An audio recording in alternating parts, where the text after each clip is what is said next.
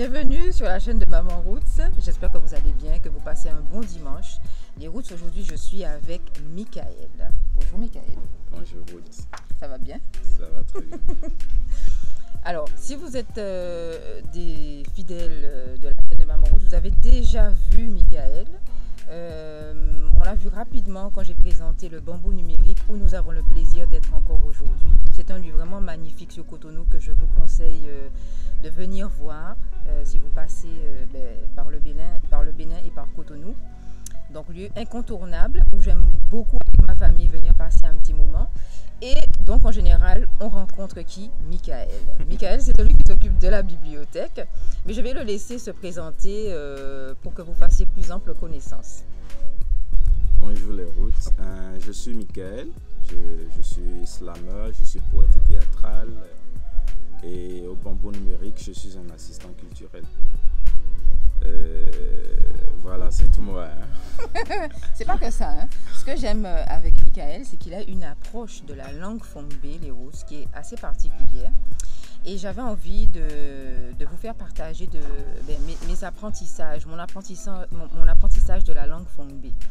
Parce que, bon, vous savez que Papa Roots et moi, nous apprenons cette langue. Et voilà, j'ai envie, avec l'aide de Michael, vous faire découvrir un peu des aspects de cette langue qui sont vraiment fascinants et que j'apprends en même temps que vous, en fait. Donc, Michael a ce goût, à cette passion, je peux même dire, hein, de la langue, qu'il étudie et qu'il étudie, ce que j'aime beaucoup, avec une approche, un angle philosophique. Donc ça, je trouve ça vraiment très intéressant et voilà. Aujourd'hui, il va nous parler un peu de cette langue et de certaines de ses particularités. Ok, donc dans ce sens, je me dis un peu philosophe linguistique Fongbe.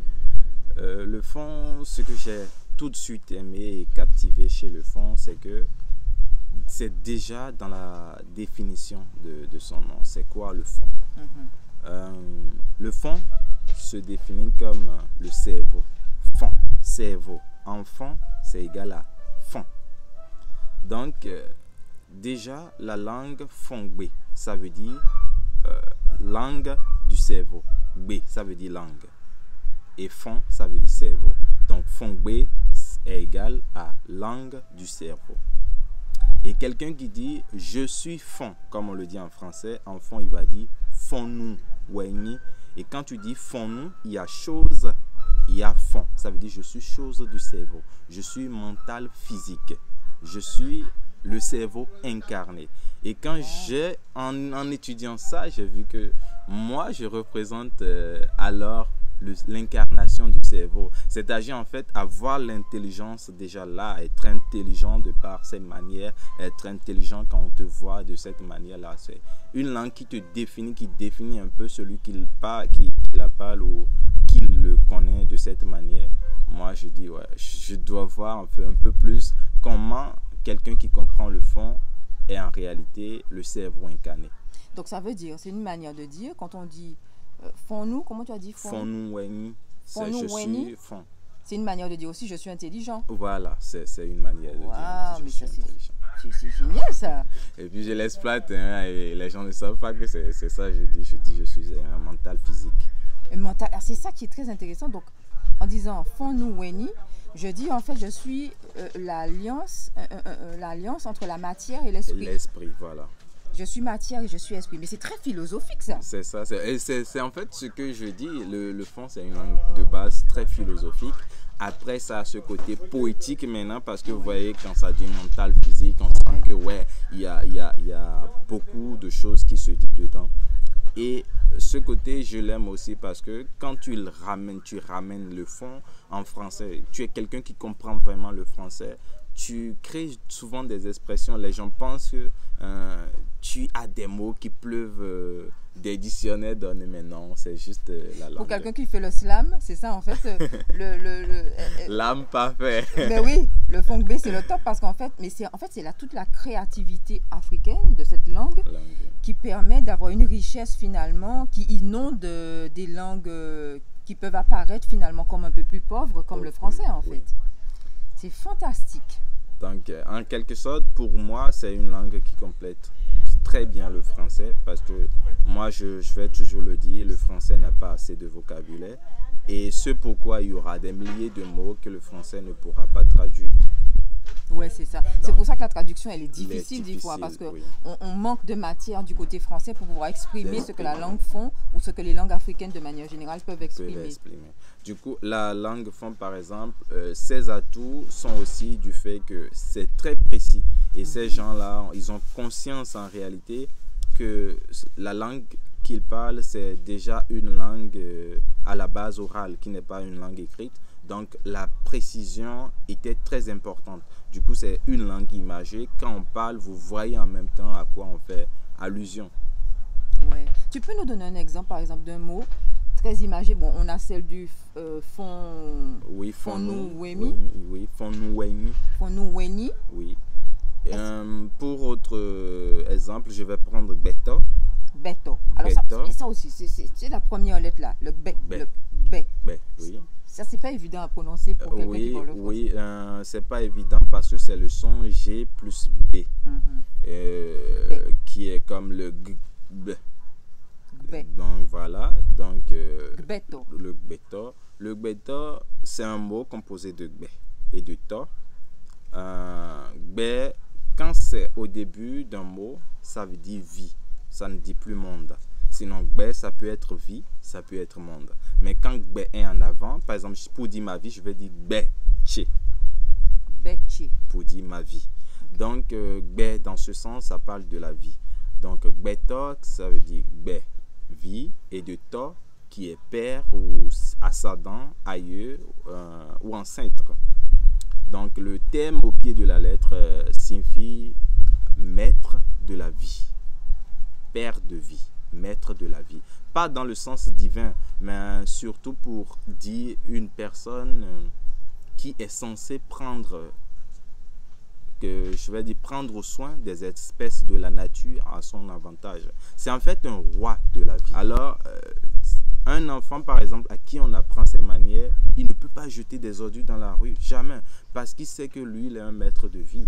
Quel maître de vie ne doit pas prendre soin de la nature? Il n'y en a pas. Les maîtres de vie, c'est des gens qui conditionnent la vie pour pouvoir bien vivre. Donc, pour certains humains, on n'est pas encore conscient de cette force que nous avons de pas déjà notre nom. Le nom comporte ce que ça signifie, ce que nous sommes en réalité pour cette nature. Et pour des gens qui polluent la nature ou qui, font du n'importe quoi de la nature, couper des arbres, c'est parce qu'ils n'ont pas encore conscience du message, par exemple, du nom de l'être humain qu'ils portent. Alors, justement, comment est-ce qu'on dit être humain, par exemple? C'est Gbeto. L'homme, l'être humain, c'est Gbeto. Comment tu disais ça, le maître de la vie? Le maître de la vie. L'être humain, c'est le maître de la vie. Wow. Donc, celui qui est censé prendre soin de la vie, en fait. C'est ça? Ouais, c'est ça. Et il y a certains tout de suite qui vont penser, ok, prendre maître de vie, quelqu'un qui donne vie. Non, pas que ça. Parce que même les animaux, eux, donnent vie. Donc, c'est pourquoi au début, je disais aussi, c'est pas dans le sens divin, c'est plutôt beaucoup plus dans le sens du maître qui accompagne la nature, maître qui guide un peu la nature. Et qui la respecte. Qui la respecte, ouais, forcément. Donc, je peux vraiment dire que je suis une Beto. Oui, vous êtes Beto, c'est ça. Beto, ouais. Comment on dit? Beto, ouais. Je suis Beto. Beto, ouais. Uni. Voilà. Beto, ouais, uni. C'est ça. Franchement, le funk B, moi plus j'en apprends, surtout avec Michael, c'est vraiment magnifique. Alors, mais c'est très riche, c'est très rempli de sagesse en fait, oui. Tous ces mots-là. Et puis le fond, c'est ça. Chaque mot, vous voyez que c'est composé des essences, des quintessences, des trucs qui expriment des sens.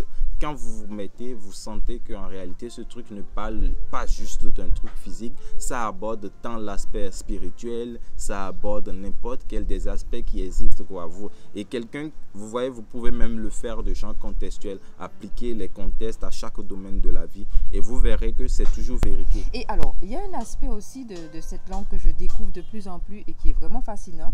C'est le fait, et ça fait partie de la richesse de cette langue aussi, le fait que selon le ton que l'on emploie pour exprimer un mot, Oui. il peut avoir des sens complètement différents. Oui, ça, c'est d'abord les trucs qui touchent beaucoup plus de personnes en même temps quand on saisit le fond. Il y a des mots qui représentent tout un tas de choses. Et là, c'est dans des contextes qu'il faut l'avoir. Et puis, tout de suite, vous aviez, au début, je disais, ben, quand c'est au début de quelque chose, là, ça Ouais. signifie vie. Mais quand c'est à la fin ou c'est seul, ça signifie monde. Du coup, quand je veux dire dans tout le monde, je dis, bon, Béo Biméon, là, Ben n'était pas au début. Vous voyez un peu? Ou bien je dis Béo Biméon seul. Et là, je parle du monde. Un autre mot, par exemple, il y a Azin. Azin, oui. Azin. Du coup, à cause de Azin, là, ça désigne l'arachide. Mais quand je fais Azin, je désigne l'œuf. L'œuf, L'œuf. qui n'a rien à voir avec... Qui n'a rien, c'est incroyable. rien à voir Ça, du tout. j'ai connu ça au marché. Quand je voulais demander de l'arachide, effectivement. Voilà. Ouais. Donc, parfois, pour faire ces différences, soit pour quelqu'un qui a un nouveau dans la langue, il faut qu'il due dans la prononciation. Vous voyez, quand il dit Azin, même si c'est Azin, il sait prononcer, il dit Azin, on va savoir que non, ça, c'est pas le... Juste à cause fait de traîner. de traîner. Donc, normalement, c'est et l'autre, c'est Donc, vous voyez un peu Azin, Azin. Donc, Azin, ah voilà, Et- Azin, Azin. voilà. L'autre est Donc, plus bref. Voilà, l'autre est plus bref et l'autre est un peu plus tiré. Le plus tiré, c'est C'est l'arachide, oui. Azin, arachide, et Azin, Voilà, l'œuf. l'œuf, voilà. Waouh. Donc, et on rencontre ça trop dans la langue. Mais c'est aussi du fait que le fond ne dit pas souvent juste qu'un mot. Ouais. Souvent, c'est une phrase, en fait. Parce que, vous voyez, c'est en français, on désigne des choses. On dit telle chose, telle chose, telle chose. Mhm. Par contre, en fond, il faut faire des demandes de la chose, quoi. Il ne faut pas juste désigner la chose. Vous voyez un peu, parce que dire je veux de l'arachide, ça serait un peu plus... Vu que c'est dans une phrase, la fréquence, ou bien je vais dire, la tonalité peut simplifier les choses, peut rendre un peu plus contextuel pour que l'interlocuteur sache que ouais, c'est de telle chose que telle personne parle.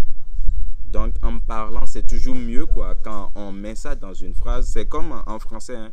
Quand je fais des concours épelle-moi, on me donne un mot, je dis, est-ce que vous pouvez mettre le mot dans une phrase? Parce que là, ça me permet de voir dans quel contexte le mot là est pour voir aussi ce que le mot peut signifier. Donc, c'est un peu ça. Et comme le fond est une langue orale, c'est simple, toujours mettre les choses dans des contextes, dans des phrases pour mieux faire comprendre de ces choses, c'est tout. Ouais. Ah ouais, ça c'est un aspect aussi de la langue que je découvre, c'est-à-dire que le fongbe, il est toujours en construction, c'est-à-dire que il faut toujours, comme tu dis, donner un contexte Oui. pour essayer de comprendre. Les choses ne sont pas données d'emblée en fait, ça se construit à chaque Construit fois. à chaque fois. Et en fait aussi, moi je dirais sur l'aspect philosophique, c'est la liberté.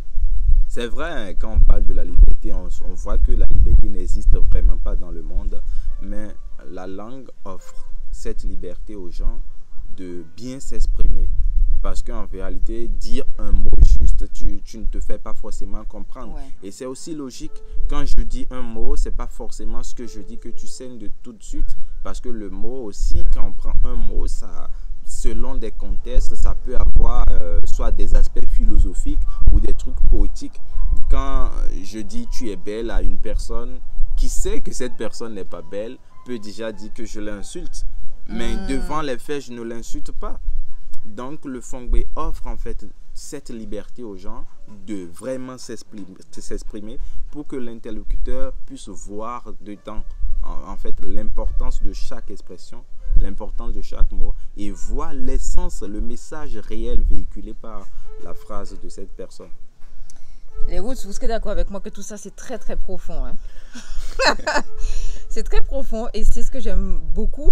C'est pour ça que d'ailleurs, Michael, tu donnes, je crois qu'il y a un atelier. Oui, il y a un atelier qui accompagne ceux qui Ouais. apprennent le fond. Dans l'atelier, on essaie de décortiquer les mots fonds. On donne leur construction, leur origine, un peu comme l'étymologie. Et surtout, on arrive en fait à donner le pourquoi de ces mots. Parce que vous voyez, quand vous ne connaissez pas le pourquoi des choses, vous n'allez pas avancer. Quand vous ne connaissez pas, quand vous ne vous connaissez pas, je vais prendre par là, vous ne savez pas qui vous êtes. Quand vous ne savez pas qui vous êtes, vous ne pouvez rien faire parce que vous ne savez pas ce qui vous définit. Et il y a l'aspect des choses enfants, par exemple, qui dit chose. Quand on me dit chose, ça n'existe pas enfant. Jamais. Ah ouais. Chose n'a jamais existé. C'est chose qui sait à faire chose qui existe enfant. Donc, quand je prends ce téléphone, quand je ne connais pas son nom enfant, je vais dire chose qui sait à appeler. Je ne dis jamais la chose. Oui, parce que chose, ça peut être tout et n'importe quoi. Ça peut être tout. Donc, le fond ne reconnaît pas chose, il dit chose qui sert à faire quelque chose. Donc, dire chose enfant, par exemple, c'est insulter. C'est très insultant. Ça veut dire personne qui n'a ni identité, ni savoir-faire.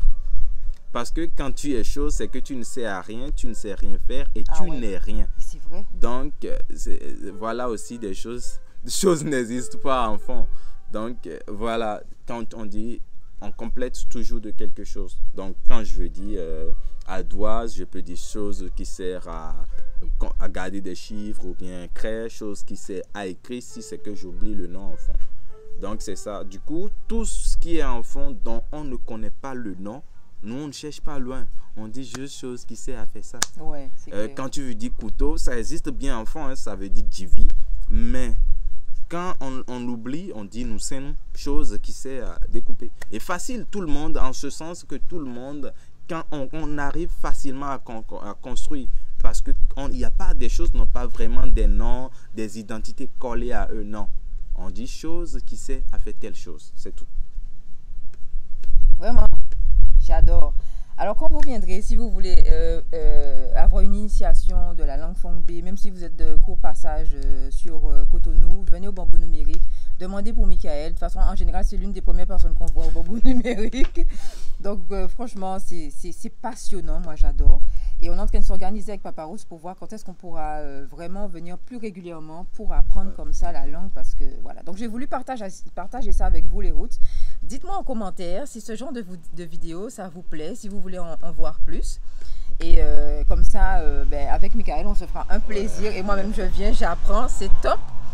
Et voilà, donc j'attends de savoir ce que vous pensez de tout ça, mes chers rousses. Moi, je trouve que c'est passionnant. On se donne rendez-vous prochainement, dimanche prochain, toujours sur la chaîne de Maman Route. Peut-être qu'on sera encore ici au Bambou Numérique avec Michael. Il n'y a pas de problème. Voilà. Merci beaucoup, Michael, pour ces éléments. Il n'y a pas de souci. On est là pour partager, on est là pour vivre ensemble par les mots et par mes mots. Des mots qui pèsent des mots. Hein. Aïe, aïe, aïe, aïe, aïe. Le slammer. Et un de ces jours, il faut que tu nous fasses un petit slam là en direct. Ah ouais, ça va arriver, ça va arriver. Si vous voulez ça, demandez. Ok, allez, à très bientôt les rousses. Gros bisous. Papa ou Titi sont là dans le coin.